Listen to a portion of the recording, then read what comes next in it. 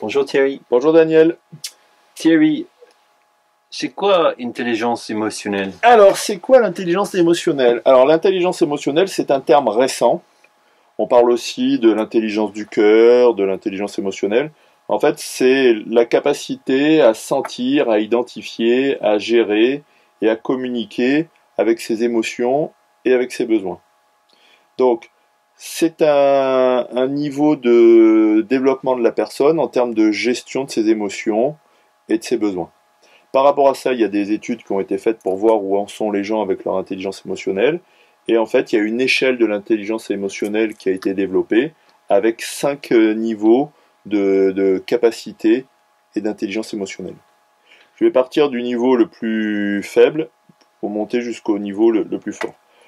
Le niveau le plus faible, c'est ce qu'on appelle l'anesthésie, c'est-à-dire que la personne en fait n'a pas de ressenti. La personne, elle est blindée, elle a une cuirasse corporelle, elle a du mal à sentir ce qui se passe à l'intérieur d'elle, elle est déconnectée, elle a l'impression d'être détachée de son corps, d'être dissociée. Là, la personne, en fait, des fois, même vous lui appuyez dessus, elle ne sent pas. Hein. Ça, c'est assez rare, mais ça peut arriver que l'anesthésie est tellement forte qu'en fait, la personne ne sent Tellement pas. disconnecté. Voilà. Donc là, la personne, elle a vraiment du mal à savoir si elle a chaud, si elle a froid, si elle a faim. Son système sensoriel, en fait, est disconnecté, comme vous dites. Ensuite, il va y avoir le stade des sensations. C'est-à-dire que là, la personne, elle a des sensations dans le corps, mais elle ne sent pas les émotions. C'est-à-dire qu'elle va vous dire qu'elle a les yeux qui piquent, mais les larmes ne coulent pas, par exemple. Elle va vous dire qu'elle sent une tension dans les mâchoires, mais elle ne sent pas qu'elle est en colère. Elle va sentir que ça s'agite, elle voit que les mains s'agitent, mais elle ne va pas sentir la colère non plus. Donc il y a les sensations. C'est comme si au bout du système sensoriel, la personne elle sent, mais ça c'est pas connecté en haut, il n'y a pas l'information, il n'y a pas la connexion avec l'émotion. Ensuite, il va y avoir, et ça concerne pas mal de gens, ce qu'on appelle le parasitage, c'est-à-dire le chaos émotionnel, la confusion émotionnelle, c'est-à-dire que c'est tout mélangé, c'est-à-dire que les émotions, les sensations sont mélangées, et que la personne est dans une sorte de truc assez instable, ça tourbillonne, elle a du mal à identifier, elle est un peu perdue dans ses émotions, et là vous avez tout ce qui est angoisse, anxiété, panique, phobie, TOC, vous voyez, ça fait un truc où il y a tous les symptômes du stress qu'on a pu voir. Et ça, c'est assez commun. Ça, c'est assez commun. En fait, si vous voulez que je vous donne quelques chiffres, Daniel, bon, là-dessus, il n'y a pas d'études sérieuses. Hein. J'ai eu par mes formateurs quelques estimations. Tout ce qui est anesthésie, c'est à peu près 10% de la population.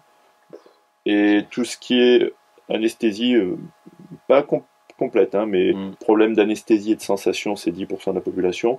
Le parasitage, c'est à peu près 30% de la population.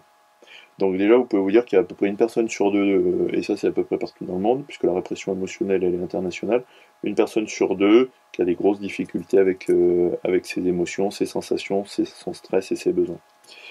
Donc le parasitage, c'est déjà c'est le chaos émotionnel, c'est les difficultés émotionnelles dont les gens vous parlent le plus souvent.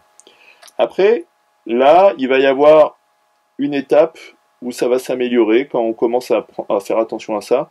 C'est quand on commence à faire attention à ces sensations et qu'on prend l'habitude d'en parler, on va passer à la phase d'identification. C'est-à-dire que la personne, en fait, va commencer à relier le corps et la tête, et la personne va pouvoir commencer à mettre des mots sur ce qui se passe. C'est-à-dire qu'en fait, l'expression va être possible et la verbalisation va être possible. Là, vous avez en fait le début d'une bonne gestion interne, parce que la personne commence à identifier ce qui se passe à l'intérieur, elle commence à mieux gérer ses émotions, elle commence à mieux trier les choses, elle commence à remettre les choses à leur place. Donc en fait, c'est comme si elle commençait à y voir clair en fait. Et après, il va y avoir l'interaction émotionnelle, c'est-à-dire que là, la personne, comme elle sait, dans l'étape précédente, elle sait comment ça marche à l'intérieur d'elle, elle va pouvoir interagir avec les autres, parce qu'en fait, elle a plus d'empathie pour les autres, et elle arrive à repérer leurs difficultés, elle voit ce qui se passe pour les autres, et donc là, en fait, elle a une compréhension des émotions d'autrui qui est plus grande. Voilà, Daniel, pour ce que c'est que l'intelligence émotionnelle. Globalement, par rapport à l'état du monde, il faut savoir qu'actuellement, le problème, c'est surtout la répression des émotions et la confusion au niveau des émotions. Et donc, le gros du problème au niveau de l'échelle mondiale, c'est le parasitage, qui se caractérise par des turbulences. Et dans le monde dans lequel on est, vous le voyez probablement, souvent dans les actualités. Voilà Daniel, Merci d'éclairer ces sujets, Thierry. je vous en prie.